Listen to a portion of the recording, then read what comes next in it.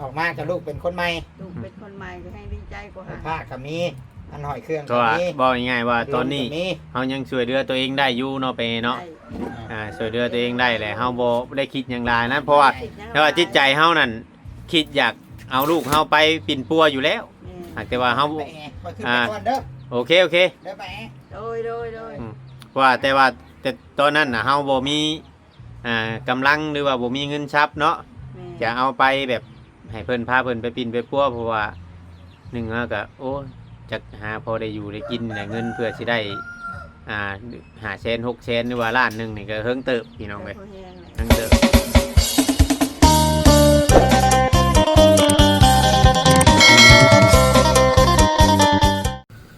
ทักทายสบายดีพี่น้องสบายดีพี่น้อง FC ปัจจุบันทุกคนเพียงเนาะมื้อนี้ก็มาให้กำลังใจป้าแออีกคือเก่าพี่น้องเนาะเวียนมาถ่ายคลิปหรือว่ามาเบรกคลิปอยู่ทางบ้านทางเรือนของป้าแอพี่น้องเนาะหลังจากที่เอานางจ้อยไปปิ่นปัวคือเข้าศูนย์บำบัดพี่น้องเนาะหลายๆคนให้กำลังใจหลายๆคนให้คำแนะนำนู่นนั่นนี่ต่างคนต่างแนะนำแต่สิ่งดีๆพี่น้องเนาะเพราะว่าจะทีมงานหรือว่าทางเอกึมหรือว่าทางตูชิด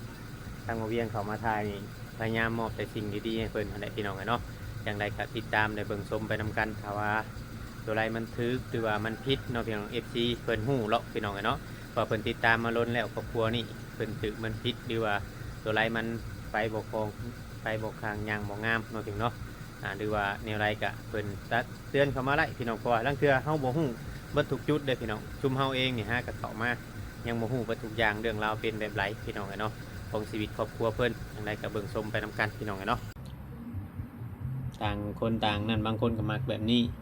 ส่วนรายก็บางคนก็มักนั่นวงมุนน่ะยังบ่ค่อยเห็นไผชื่อเนาะตัววงมุนมันน้อยเนาะมันอยากน้อย หน่อยแห้ง เขาตั้งน้ำโฮมไม้ผมยังแบบนั่งพักเศร้าเล็กน้อยนี่นั่นตัวราคาล้านปลายตัวน่ะมันน้อยกว่ากันหลาย น้อยกว่ากันหลายเลยก็ราคาก็ลดลง ไป เนาะ สิต่างอยู่แล้วไปสิบ่แพงชมพวกนี้พวกนี้ใหญ่นักเด้นี่ย่อก็บ่เวียง อันนั้นตั้งมันกับเขาเฮ็ดอันนั้นขึ้นนะชื่อเนาะเขาเทเป็นกลมขึ้นคือกระติกนี่ชื่ออะไรไป แม่ ตัวนั้นน่ะ อ๊ะ เขานั่ง มั น่ะ นมนๆเนี่ย เขานั่งคำเขาบอันครึ่งกับยันล่มยันพาดตัวนี้มันมีตัวอิงตัวพิงตัวนี้แรกคักแหละตัวนี้แบบมีตัวนั้นตัวอิงตัวยังน้ำเพื่อนเท่ากับตัวนี้แต่มันคนละสีตัวมีอันอิงอย่างนี้นะแต่มันคนละสีเป็นสีทองของเขา บัญชีนี่ แมนอันนี้สีน้ำตาลใช่นี่เอาเลือกเข้ากันกับสีชาจ้อย ดำเมาะสีดำว่า มา สีน้ำตาล แต่ว่าโต๊ะพวกนี้นะแบบนี้พี่น้องไอ้เนาะ FC อังเถือว่าคือตะคนต่างอย่างมันทนอยู่แล้ว แต่บอลเบิ่งเพิ่นขายเพิ่นก็บ่ได้มุงเนาะตัวสิเนาะ ตากแดดไว้เนาะ แม่นเพิ่นตากแดดไว้ว่าสีเพิ่นเคลือบไว้อยู่แล้วพี่น้องเอ้ยเพิ่นบ่ได้มุงเด้แต่ว่าที่ว่าเฮาไว้ห่มน่ะเพื่อเฮานั่ง บ่แม่นหยังหรอกเพื่อเฮาอยากนั่งอยากหยังแบบมันนั่นน่ะนี่ชื่อ อยากนั่งห่มอย่างมันเย็นเด้ แม่น แมลงมาแล้ว นั่งห่มนั่งหยังเนี่ยมันเย็นสบายใจนั่งผ่อนคลายตอนเช้าตอนหยังแบบยามหนาวพุ่นยามหนาวหั่น ยามหนาว เอิ้นหาเลดอยากนั่งกินข้าว อยากนั่งพิงแดดกับผู้ไม่แดด โอ้ย ยามหนาวนะบ่ แม่นยามหนาวเดือน1เดือน2หั่นนะ แม่น เอิ้นหาเลดนั่งจน10 โมงก็ยังได้อัน เห็นว่ามันช่องตาเขา ยังว่าอยากกินข้าวก็ยังกินข้าวตากแดดได้ยามน่ะ อืม ถึกแสงแดดน่ะอุ่น กินข้าวแล้วก็ยังหนาวอยู่เลยอาย ยาม ข เนาะ เปิดเบาบัดยามหนาวน่ะยามร้อนก็คือธรรมดา จะเว้นขึ้นทางใดไปจะเว้นขึ้น สักปี เพื่อนอยู่ทางพี่บ่มันขึ้น อืม พี่เนาะ ทางเดียวกันหั่นแหละ บัตรป้าแอร์แล้วเพื่อนแล้วยังเรามั่งตัวนี้ออกมั่งอ เอา อก แล้วตัวนี้ กะเฮือนขอขึ้นครัวกะเฮ็ดใหม่เฮ็ดให้มันเป็นเป็นแบบว่าเป็นชมชวนนะพี่น้องเฮือนครัวกะแต่ทางพี่มันสิกว้างได้คนสมมุติว่า หน้บ้านนี่มันกลัว เอามันลิ้นมาเยี่ยมเราก็เอารถเข้ามาเลยก็ได้ เจอมานี่ได้คันมาเรามั่งตัวนี้ออก แมน ก็นั่นก็ได้นะจอดไปตึ้งคุณก็ได้ล็อกรถนะ ยังลงมาดิ ไม่บนอวย มันลงมามันอวยยากอีกมันทางว่ามันเจาะกับน้องนี่นำนี่เนาะ อืม เจาะกับน้อง แต่บ่มีน้องนี่อวยสบายเลย อ่า ฝ ก็เดิน น้องรวมน้องบ้านพี่น้อง น้ เนาะ องว่าบ้าน แต่กี้อันมันเป็นคุ้มอีกอยู่นี่ติ นี่ ใครอยากได้ก็ทมขึ้นเนาะอยากได้สูงแต่กี้โอ้ยก็สิต่ำเติบอยู่เนาะ นี่ หนทางนี่มันยามแดงเพิ่นอันนั้นอยู่บ่ไปยามแดงเพิ่นนั่นแปลงอยู่บ่หนทาง แป้งแหละได้ดมคนแป้ง โอ้เพราะว่าคิดว่าทางรถมันเป็นแบบนี้เที่ยวยากได้สิ ได้ดมเขาก็มีรถลงไปอยู่รถอันใหญ่ คันยามแรงนะติ น้ำแรงย่ำพ้นเขาก็ลงเมื่อเช้าที่เขาก็ลง อ๋อมันก็มีคนลงอยู่แล้วนะ ปีโก้เขาลงอยู่ อืม จักหน้าที่เลยค่อย จับ ฮะ 13 แดดพี่น้อง มันฮอนเดด เล่นเด็ด โทรศัพท์นี่ฮ้อนบูดสบายใจอยู่บ่ไปแอร์บัดนี้ สบายใจเลย ไอ้ผ้าก็ได้แล้ว ลูกก็ไป ผ้าก็ได้แล้ว ลูกก็ไปเป็น ลูกก็ไป ปัว ไปปูแล้ว มันต่างจากการไปจับไปอะนะจากตำรวจจับไป อันนี้จับไปแบบเฮาเอาไปแบบบ่ได้มีความผิด เอาไปปัว ได้เฮือนได้หยังให้สิคักได้เนาะ ยังเดืออย่างเดียวบัดนี้แบบว่าได้ไปผ้าเลย เฮือน ตู้เย็น เย็น เพราะว่าของกินนำจังสิบ่เน่าเด้ เก็บไว้ อันนี้เรายังได้ของกินเรายังได้ไปฝากไว้เพื่อนคนอื่นอยู่เนาะ อืม มีตู้ แม่นเรายังบ่มีตู้ เอา เย็น เปิดพัดลมใช้บ่ได้บ่ เอาเว้าเลยครูว่าไป เรื่องแล้วว่าเนาะพาว่าเลยคือว่า เอาจังว่าได้เนาะมันก็เย็นคือกันพี่น้อง ว่าเฮาจังบ่ได้ไปรบกวนคนอื่น บ่ได้เด้เนาะป้าเนาะ เอา มันก็ ได้ เน่าเลยเนาะ ตู้เย็นชาหนึง ได้ตู้เย็นเลยก็ได้ได้มาใช้น้ำสางก่อน อืม ปกติมีแต่อันนางจ้อยหันหยุ่มเนาะน้ำชวนหลายเนาะ เออไปแอร์สิยอมยากบ่ จะบ่ยาก จะพอได้เนาะแต่ว่าอยากบ่ง่ายๆว่าช่วยเนาะ ได้นี่ก็ ถ้าว่าพันปลายบ่ได้เคย พันปลายบัดนี้เฮาสิได้ชื่อตัวนั้นได้ปะตัวท่อมันได้ ทอง ก็สิรวมแล้วก็สิประมาณ 2,000 ปลาย นี่ 2,000 ปลายรวมท่อรวมหยัง จะได้แล้วก็ให้พวกอันประทักอะไรใส่ให้ก็นำเข้ามาใส่ก็ได้ ซุมเฮาใช้ก็ได้อันคำว่าผู้ใหญ่เพิ่นชื่อให้บ่ยากหรอกเนาะใส่ปุ่มลงก็ซื่อไล่ปุ่มล่ะวะ ได้ปุ่มแล้วได้จรวด แม่นไล่ปุ่มไล่จรวดคำว่าใกล้พวกทางใกล้คนแถวนี้บ่ทาง คนเซโน่ ใครอยู่รอบซะเอิ้นเพิ่นมาย้อนน้องให้ก็ได้ ก็ว่าอยู่ก็ได้ยังไปแล้วข่อยก็ได้ บ่ยากจ้ะถ้าผู้ใหญ่เพิ่นช่วยมาทั้งบ่ให้รายน้ำรายหยังโทรบอกเพิ่นมาอันย้อนได้ลงให้ข่อยแน่ บอกสักคนก็โทรบอกเพิ่น ค่ากินน้ำกินในเพิ่นเล็กๆน้อย มือคาตีนเพิ่น ๆแม่น ชาวจ้อยเป็นอะไรได้ชาวจ้อยเนาะ มื้อ คอย เนาะ ทางแล้วบัดนี้บ่หักแต่ว่าหากกระทรวง3มื้อนี่ บ่อยากเยี่ยมเนาะ นอนอย่างเดียว บ่ เพิ่นให้ยา ให้ยากินเลย เพิ่นให้ยากินแล้วก็รับเดือนหนึงสิประมาณเดือนหนึงจนเท่าห่างกายอะเริ่มปกติ สารพิษครับสารพิษออกเพื่อจะกินยาแล้วมันจะออกน้ำทายเบาเด้เหนียวทายหนัก อัน เบา เขาน้ำเขาก็ให้กินอิ่ม กินอิ่มกินอิ่ม อิ่มจนบ่อยาก เจ้าผมไปก่อนถามเจ้า ค่อยไปส่งเขาร้ายค่อยไปส่ง มื้อนี่ได้ไปส่งอีกบ่ ฮะ มื้อนี่เขา มื้ออื่นนี่จะเอาไปส่งให้ หากบ่ได้เห็นนะผู้หญิงข่อยไปแต่ละเทื่อคือบ่เห็น เพิ่นบ่ได้ให้ออกมาผู้หญิง เออ เพิ่นออกมาก็ย่อเข่าบ่ได้500มื้อนี่เอาไปส่ง500โลแม่นไปส่ง500โลมื้ออื่นเขาจ้าง หากบ่ได้นั่นเนาะ พ่อเอาไปแล้วมื้อนี้ เราไปแล้วบ่ แม่น เออ พัดลมมีพี่น้องน้ำอาบมีข้าวกินมี กินช้ำกลับมันบอกค่ะ ครับเพิ่นบอกข่อยได้ตำรวจอยู่นี่นะเราต้องห่วงก็ได้ขั้นกินบ่อิ่มเพิ่นก็เบิ่งว่าผู้ใดสิรื้อๆแน่ให้พ่อตีแม่เพิ่นก็เอาเข้าไปดัดสันดานเนาะดัดนิสัยให้ฮู้ว่าอยู่กับแม่กับพ่อน่ะมันดีที่สุดแล้วกินข้าวกับน้ำกับอิ่มมาอยู่แบบนี้เพิ่นก็ให้อด ทำแบบดื้อแฮงมึนแฮงนะเนาะ ให้กินฮอดพ่อกินฮอดแม่แล้วว่าง่ายว่า เอาเข้าให้ฮักพ่อฮักแม่ แล้วก็ให้ฮู้ว่า ให้หูอยู่น้ำพอน้ำแม่เป็นแบบไรอยู่แบบนี้เป็นแบบไร ให้ว่าคันยังเจ้ายังดื้อยังผืนแบบ กินยามาเสพยาเมาคือเก่ากะแต่ว่าชีวิตเจ้าก็จบ เอาไปเข้าคุกแม่หันแห้งกระเต็กอีกนี่น้องไงเนาะฮ้อนบ่ไหว้แดดช่องหน้าเลยอยู่หัน มันส่งลงมาเนาะ อยู่ เมือง ในแห้งชงลายยืนเอา สิประมาณนี้แหละคลิปข่อย ชดชื่นขึ้นหลายเนาะ เชิญขึ้น ชดชื่นขึ้นหลายอยู่ได้เฮาเบิ่งเจ้า ป้าแอก็สดชื่นขึ้น มันบ่กุ้มใจปานใดบ่ บ่ได้มีความโศกเศร้าเนาะ แม่น สินะ สุขสาวมันสบายแล้ว ดีใจ ดีใจ ออกมากับลูกเป็นคนใหม่ ลูกเป็นคนใหม่ก็ให้ดีใจกว่าหา ผ้าก็มีอันหอยเครื่อง ก็ ก็ ว่า มี บอกง่ายๆว่าตอนนี้ ก็มี เฮายังช่วยเหลือตัวเองได้อยู่เนาะไปเนาะ ได้ ช่วยเหลือตัวเองได้แหละเฮาบ่ได้คิดหยังหลายนะเพราะว่าแต่ว่าจิตใจเฮานั่นคิดอยากเอาลูกเฮาไปปิ่นปัวอยู่แล้ว แม่ หากแต่ว่าเฮา ไปแอร์ก็ขึ้นไปก่อนเด้อ โอเค เด้อไปแอร์ โดย ว่าแต่ตอนนั้นน่ะเฮาบ่มี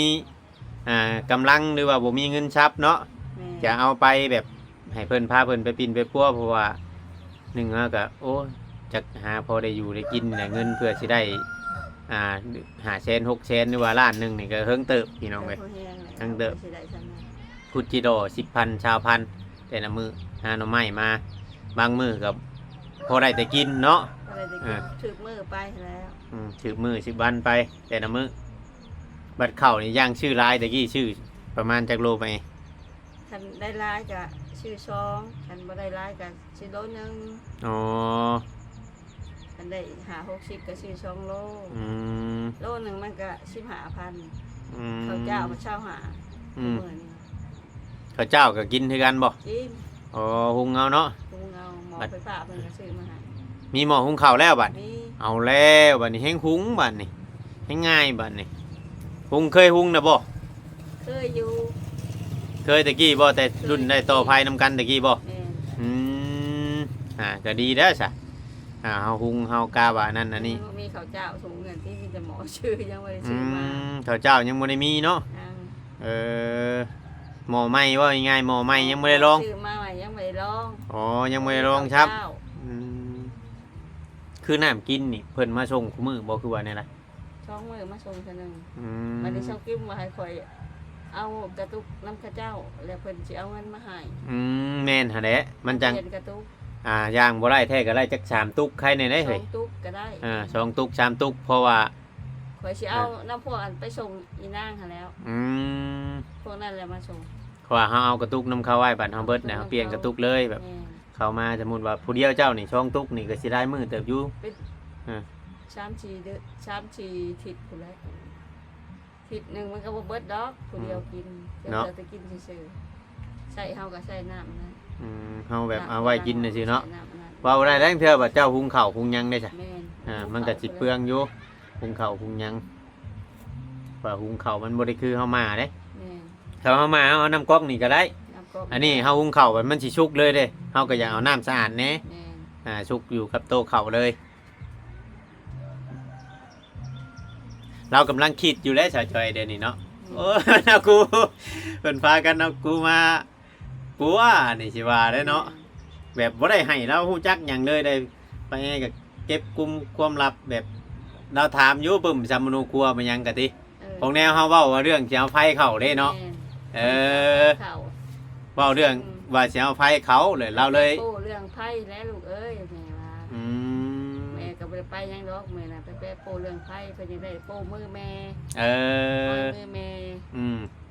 เพิ่นถามบ่ เพิ่นถาม เจ้าไปหยังคือไปเฮือนพ่อบ้านมาหยังติ บ่ได้ไปเฮือนพ่อบ้าน ไปใช่ ไปเฮือนร้านเช้า อ๋อ ไป อ๋อไปเฮ็ดอยู่หัน ไปเฮ็ดอยู่หั่นเลยก็เอาปื้มชะมะโนค่ะไปอันนั้นไปก๊อปปี้นี่ อืมเพิ่นได้ถาม เพิ่นเลยถามเอาไปคือเฮิงแท้บ่เฮิงดอก2 มื้อ 3 มื้อเพิ่นก็มาส่งแม่ อ๋อ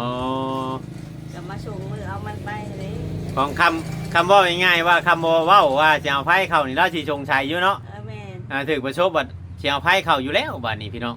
เอาไผมันต้องเล่นๆปึ้มสำนูครัวต้องมีทะเบียนบ้านตัวเลขมันยังคักแน่ มีหมด เขาจังเอากงเตอร์ไผให้ซั่นนี่แม่นบ่ได้ แล่นเอาอยู่แข้งพุ่นแหละเพิ่น แม่น เอากงเตอร์ไฟ แม่นต้องเล่นเอาอยู่แข้งพุ่นบางคนน่ะ เขายังบ่มีปึ้มสำนูครัวน่ะยังเอา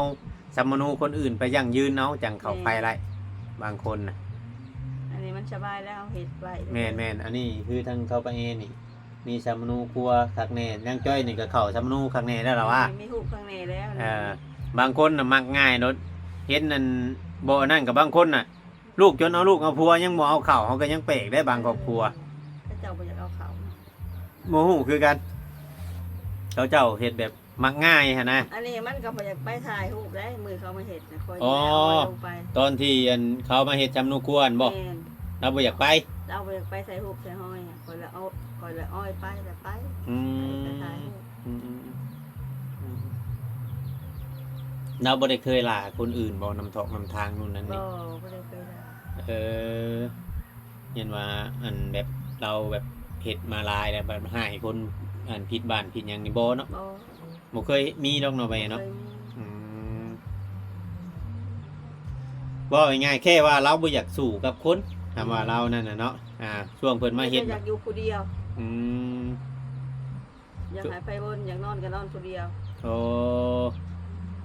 ช่วงเพิ่นมาเฮ็ดจำนูกวนเลยบ่อยากไป เลยบ่อยากไปแล้วคอยอ้อยเอา แล้วก็ไปแล้วก็เนาะ ไปใส่รูป เอ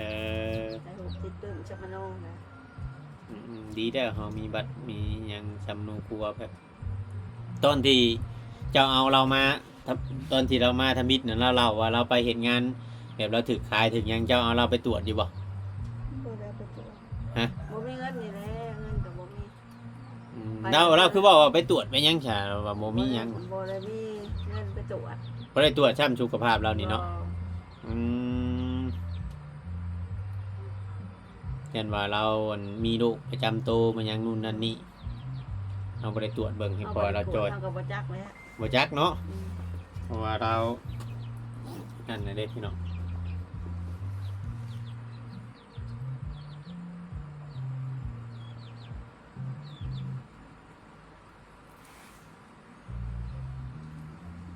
แต่ถ้าคือเพิ่นเมื่อก็แต่ช่วงเพิ่นยังมาเข้าไผพุ่นเนาะ อืม มีแล้วมีพื้นมีไฟใช้แล้วมันพัดลมพันหยังพัดลมจะย่อเขาเองได้บัดนี้เด้อ โดย ได้อยู่ดอกเนาะ ได้อยู่ ประกอบให้เพิ่นเรียบร้อยคำเฮาบ่มานี่ก็ยังสิบ่ได้ประกอบใช่มาจักมื้อนี่ แม่นแหละเจ้ามาพุ่นแหละจังไห้ยังเจ้าประกอบ ทั้งไอ้กึมก็ย่านเราบ่เคยเฮ็ดเนาะ เราบ่เป็นเรา ซื้อมาอยู่บ้านเฮาน่ะซื้อมาได้เสียบแล้วปิดเปิดได้ของแนวเพิ่นอยู่บ้านเฮานี่ต้องลองอยู่ห้านเพิ่นก่อนจังกล้าเอาพัดลมเมื่อ แม่น บ่ได้เอาได้แบบคำเขาบ่ลองให้เบิ่ง บ่ได้เอาเมื่อโลดแล้ว แม่นบ่ได้เอาเมื่อโลดถึงเขาสิเว้าว่าของไทยของหยังก็อย่าแต่ต้องเสียบเบิ่งต้องให้มันหมุนเบิ่งเบิดทุกเลข ต้องให้มันแล่นใช่ก่อนจังเอาเมื่อ แม่นอันนี้เขาเปิดเบิ่งเบิดคูเลขแล้วพี่น้องเนาะคือว่าไล่อยู่พวกมาเปิดลองเบิ่งเบิดแล้ว แต่ว่าคักอยู่พี่น้องเย็นจ่วยๆอยู่ มันใหญ่เลยมันสูงคักอยู่พี่น้องเลยโอเคบัดนี้เฮาสิได้กลับก่อนเด้อไปเด้อบัดนี้เด้อสู้ๆเข้มแข็งสบายดี สบายดี โดยพี่น้องเนาะพัดลมเพิ่น ยังอันหนึงได้เฮาทันได้ประกอบให้เราเดี๋ยวพุ่นแหน่ไล่เฮือนใหม่ก่อนจะประกอบไปเลยเนาะ ใหม่ก่อน ได้เฮือนใหม่ก่อนจะประกอบไปเลย อันนี้ประกอบอันเดียวก็พอ โดยโอเคไปเอ้ยครับก่อน จบดี โดยเอาพี่น้องเอ้ยสิได้อันขอโตวก่อนเด้อพี่น้องเนาะผิดพลาดก็ต้องกลับขอโทษขออภัยน้ำในทายเข้ามาอัปเดตให้ FC เบิ่งอีกคือเก่าคือเดิมเป็นเก่าเป็นเดิมตอนนี้ดาวไลน์ไฟฟ้าแล้วพี่น้องเนาะเสาเพิ่มเสาอยู่2ต้นราคา 16,000พี่น้องเนาะก็ถือว่าโอเคอยู่พี่น้องเนาะพอพังพี่น้องมันนั่นเด้อเราเวียงสิจบคลิปก่อนคลิปนี้ก็คือว่าผิดพลาดวาจาอะไรเบาบ่ม่วนนวลฮูก็ต้องกราบขอโทษขออภัยนำ FC พี่น้องเนาะสำหรับคลิปนี้ก็บ่มีหยังหลายพี่น้องแวะเวียนมาอัปเดตถ่ายคลิปป้าเอมาให้กำลังใจเราแต่ละมือแต่ละเว้นนำเพียงเนาะชีวิตของเพิ่นตอนนี้ก็อยู่ผู้เดียวโหลดเดียวพี่น้องเนาะหลังจากที่เอาลูกไปปิ่นครัวพี่น้องสำหรับคลิปนี้ว่าเวียงขอกล่าวคำว่าสบายดีพี่น้อง